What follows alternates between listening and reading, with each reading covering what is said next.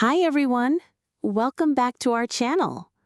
In today's video, we're going to listen to a very interesting English conversation. Two friends will be talking about their daily life routines, but not in the usual way. They'll share unusual habits, funny little rituals, and personal stories that make their routines unique. This will help you learn natural English expressions while enjoying a realistic and engaging dialogue. So, listen carefully, practice along, and maybe think about your own daily routine too. All right, let's begin. I think my neighbors must believe I'm completely unhinged. Oh, what gave them that impression this time?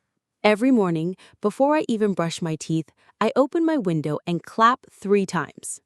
Like applause? Exactly. It's not for me, it's for the day itself. I read somewhere that farmers used to clap at sunrise to scare away bad spirits. Now I live on the 4th floor, no fields in sight, but I can't stop doing it. Imagine being their kid, trying to sleep in and hearing this random burst of claps from above every morning. That's the thing. It's not random. It's precise. 7:30 on weekdays, 9:30 on weekends. I'm practically their unofficial alarm clock. See, that's actually comforting. At least they know life is moving on schedule. Meanwhile, my mornings start with a battle against my own phone alarm. You snooze it a million times, don't you? Worse, I set 3 alarms the night before, 6:45, 7, and 7:15. By the time the third goes off, I've usually convinced myself the earlier two never existed. That's diabolical. Do you ever make it out of bed at 6:45? Once, last year, and the whole day felt like an alien landscape. I didn't know what to do with the extra time.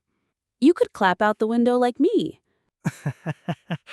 My neighbors would riot. No, my morning routine's less spiritual. I roll out of bed, half blind, and immediately trip over my shoes. It's become part of the ritual. That's not ritual. That's sabotage. Maybe, but there's comfort in the stumble.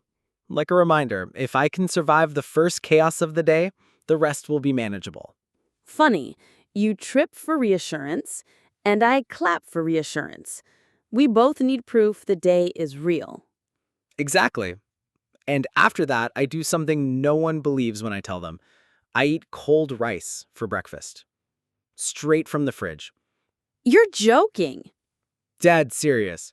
Cold rice with soy sauce. Sometimes with pickles if I'm fancy. That actually doesn't sound bad. I always imagine breakfast as cereal commercials. Milk pouring in, slow motion, kids smiling. Meanwhile, I burn my toast half the time and then just eat the blackened slice because I'm late. Burnt toast is character building. Cold rice is character preserving. And smirking, you're just lazy. True, but I call it efficiency. It's all about branding. So, after your luxurious cold rice, what then? I water my cactus. Horace. He doesn't need water every day, but I give him some anyway. Probably why he looks half dead. Poor Horace. He's a survivor. Honestly, I like that he looks rough. Makes me feel less guilty about my own messy mornings. I talk to my plants, but not every day. Only when I feel guilty. I whisper apologies like, "Sorry, I ignored you, Fern. Please don't wilt." They probably appreciate the drama. Plants love drama. Haven't you noticed how they droop when you ignore them, then suddenly perk up as soon as you panic? It's manipulative. My cactus is no such range. He's always just vaguely prickly, like me before coffee. Speaking of, when do you fit coffee in? Oh, I don't. Coffee makes me jittery. I drink hot water with lemon. Wait, you, the man who eats refrigerator rice, suddenly go gourmet spa with lemon water? See? Layers. I'm like an onion. Or like leftover rice? Touche. My coffee is less ritual, more survival. I can't think until the second cup. First cup is for existing. Second cup is for ideas. Third cup is for regrets. Exactly. And sometimes I go all the way to fourth, which is just chaos. By then, I'm half convinced I can run for president or learn Mandarin in a week. I'd vote for the Mandarin, though. Maybe not. Yeah, I'd end up mixing it with Spanish and confusing everyone. That would be your campaign strategy. Confusion. Could work. Okay, but after coffee, what's your actual routine? Depends. If it's a work from home day, I sit at my desk pretending to start emails. Instead, I draw little doodles in the margins of my notebook. Always the same pattern, spirals that end up looking like galaxies. That's actually poetic. Poetic procrastination, maybe. My boss thinks I'm hyper-focused, but really I'm just mapping imaginary universes. You're realizing you're creating entire galaxies before lunch. That's powerful. Maybe. Or maybe it's just avoidance dressed as creativity. Don't knock it. My version of procrastination is reorganizing my sock drawer by shade of black. You're lying. Cross my heart. I have 5 pairs that are basically identical, but under different lights, they betray subtle shades. Charcoal, midnight, faded asphalt. That's not routine, that's obsession. Exactly, but it keeps me sane. When the outside world is unpredictable, at least my socks obey order. I think you'd get along with my grandmother. She alphabetizes her spices. I've always admired spice alphabetizers. It's like bringing library discipline into the kitchen. Until you're cooking and can't find cinnamon because you forgot it's under C, not near the sugar. Fair point. My afternoons are where the routine unravels. Sometimes I don't even notice hours slipping. I get caught in this loop of checking the same 3 websites, like maybe something life-changing will appear if I refresh enough. I do that with my email. Half the time I check, the only thing waiting is spam about discount mattresses, but I still open it like it might contain a secret map. Do you ever wonder if routines are just disguises for hope? Yeah, like we pretend these little habits are structure, but really we're just waiting. Exactly. Waiting for something big to break through the pattern. Meanwhile, we clap at windows and count shower tiles And water dying cactuses. and burn toast perfumes. Maybe that's what makes it bearable. The strangeness hidden in the ordinary. Or maybe it makes us human. You ever feel like your mornings decide the whole mood of your day? Every single time. That's why I put way too much effort into the first 10 minutes. Effort? What do you even do? Well, I wake up at 6:12, not 6:10, not 6:15, 6:12. I set my alarm for that exact time. That's oddly specific. Why 6:12? Because if I wake at 6:10, I feel like I've wasted potential. Too round, too expected. 6:12 feels like I've cheated the system, like I'm starting off slightly ahead of everyone. That's actually kind of genius. My alarm is 7, but I always snooze it and then hate myself. Maybe I should try a weird time like you. It tricks your brain, makes you feel like you're living on a secret schedule. My secret schedule is basically chaos. I roll out of bed, talk to my cat before I talk to any humans, then I make coffee so strong it could probably dissolve a spoon. You talk to your cat? Obviously. She has opinions. Yesterday, she stared at me so judgmentally when I put on my work shoes that I actually apologized out loud. What did you say? Sorry, Cleo, I'll be home soon. Like she's my boss. Honestly, cats are bosses. Mine supervises me during breakfast. He sits on the counter and watches me spread peanut butter. It's unnerving. So, what's your breakfast ritual? Cold rice? What? Straight from the fridge. With soy sauce? Sometimes pickles if I'm feeling fancy. That's criminal. Efficient. You with your spoon-dissolving coffee don't get to judge. Fine, but at least coffee has a purpose. It forces my brain to join my body. Rice keeps me grounded. It's the most unpretentious food. Quiet fuel. Quiet fuel? You sound like a monk. Maybe I am, just a very lazy one. All right, monk. What's next after your rice enlightenment? I water my cactus. His name is Horace. He doesn't need water every day, but I give him some anyway. Probably why he looks half dead. Poor Horace. I think my plants hate me. They perk up dramatically when I remember to water them, like they're guilt-tripping me. Plants are manipulative. Horace is different. He's stoic. You're projecting. Probably. My routine is less noble. I check my phone, scroll through 3 news sites, then panic about the world before I even brush my teeth. That's a rough way to start a day. I know, but it feels like if I don't check, something catastrophic will happen and I'll be the last to know. I used to do that.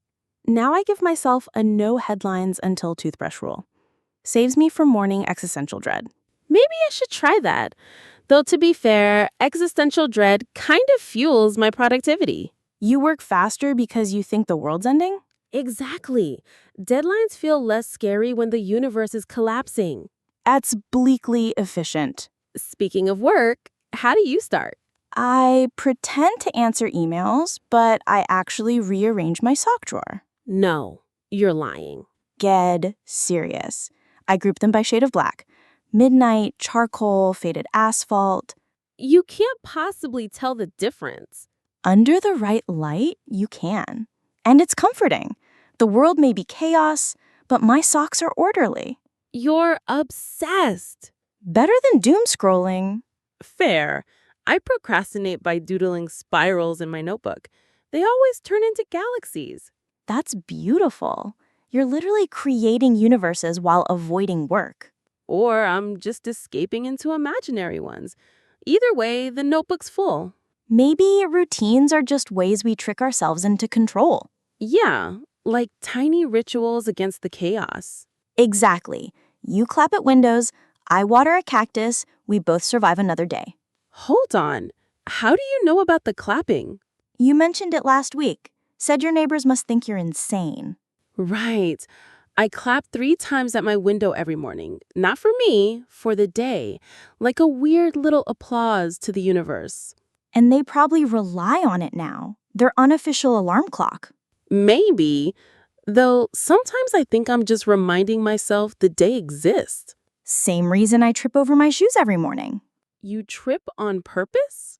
Not on purpose, but it happens so often, it's basically part of the ritual. And somehow it's reassuring. That's bizarrely comforting. See? Our routines aren't efficient or logical. They're survival spells. Spells against what, though? Against the emptiness of time, maybe? Or the fear that life is just endless repetition. So we invent quirks to make it feel unique. Exactly. Like clapping, galaxies, sock shades. Or apologizing to cats. Or feeding rice to a cactus. You do not feed Horace rice. Only once. Poor Horace. He survived. Stoic, remember? Honestly, our routines sound ridiculous, but they keep us sane. Maybe that's the point. If you overheard us right now, you'd think we were lunatics. Or human. Same thing. You know what I realized this morning? My toothbrush has become the most stable relationship in my life. That's both tragic and poetic. What brought you to that conclusion? Well, I've had it for 6 months, and unlike my ex, it hasn't ghosted me, insulted my cooking, or left dirty socks under the bed. It just shows up every morning, ready to do its job. Your bar for loyalty is impressively low. Don't mock me. Routines are fragile. If the toothbrush goes, I'll spiral. Fair. My own routine's being held together by a mug with a chipped rim. Every morning, I drink tea from it, even though I have plenty of unbroken mugs. Why that one? Because the chip lines up perfectly with where my lip shouldn't be. It forces me to pay attention. Makes drinking tea a meditation instead of a mindless gulp. That's weirdly profound. I just chug my coffee like I'm fueling a machine. You are fueling a machine, a very stubborn, over-caffeinated one. Touché. But my mornings aren't complete without burning my first slice of toast. On purpose? Not at all. It's just fate. No matter how I adjust the dial, the first piece always comes out like charcoal. I eat it anyway. Feels like paying a tax to the breakfast gods. You're keeping the appliance industry alive one sacrifice at a time. Exactly. Then I give the second slice to my cat. Well, not the whole slice, but the corner. He won't eat cat food until he gets his little toast bite. So your cat is blackmailing you. Oh, 100%. He's the real landlord. I just live in his building. Meanwhile, my mornings are dictated by a cactus named Lionel. You named a cactus? Of course. He's prickly, requires minimal care, and yet demands attention. Reminds me of my uncle. Do you talk to him? Only on Tuesdays. That's watering day. Why Tuesdays? Because once, 3 years ago, I watered him on a Tuesday and he grew a new arm. It felt like a pact. That's some serious superstition. Don't act superior. You clap 3 times at your window every morning, don't you? Who told you that? You did last month when you were drunk on mulled wine. Oh, right. Yeah, I clap for the day, like giving it a standing ovation before it even performs. I love that. Meanwhile, I trip over my shoes every single morning. It's become part of the routine. You could just move the shoes, you know. No. The stumble reminds me I'm alive. It's the day saying, "Wake up, idiot." That's bleak. That's honest. Okay, so after Lionel and the stumble, what's next? Cold rice from the fridge. You're joking. Dead serious. Cold rice with soy sauce. Sometimes with kimchi if I'm feeling decadent. That sounds depressing. It's liberating. No pans, no fuss, quiet fuel. You and your quiet fuel. I need the chaos of coffee. First cup just keeps me vertical, second cup activates my brain, and the third cup convinces me I can rearrange my entire life before lunch. Do you actually rearrange your life?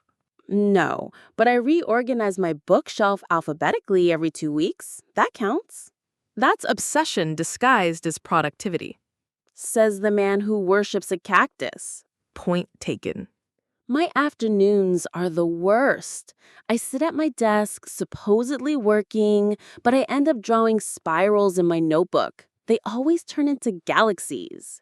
That's not procrastination, that's world building. You're basically a god by 3 p.m. More like a coward avoiding emails. My afternoon avoidance ritual is reorganizing my sock drawer. No. Yes, by shade. Black to not so black. Midnight coal, faded asphalt. That's madness. That's control. The world falls apart, but my socks remain obedient.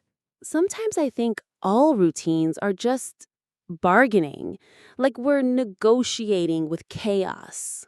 Yeah, tiny rituals pretending to hold back the flood. That's why I refresh the same 3 websites over and over, not for news, for proof that time is moving. I do the same with email. 90% spam, 10% hope. Maybe routines are just disguises for hope. Or distractions from fear. Fear of what? Fear that life is nothing but the same day on repeat. That's why I burn the toast. It reminds me that even in repetition, something unexpected happens. That's beautiful, actually. My stumble, your toast, Lionel's Tuesday, little accidents that make the loop bearable. Do you ever wonder if anyone else has rituals this strange? Probably, but most people don't admit them. Maybe that's why I like talking about mine. Feels like a confession. Same. We're basically priests of our own absurd churches. Preaching about toothbrushes and chipped mugs. And galaxies and socks. And cats and cactuses. You know what? If someone overheard this, they'd think we were lunatics. Or maybe they just think we're human. Same thing, really.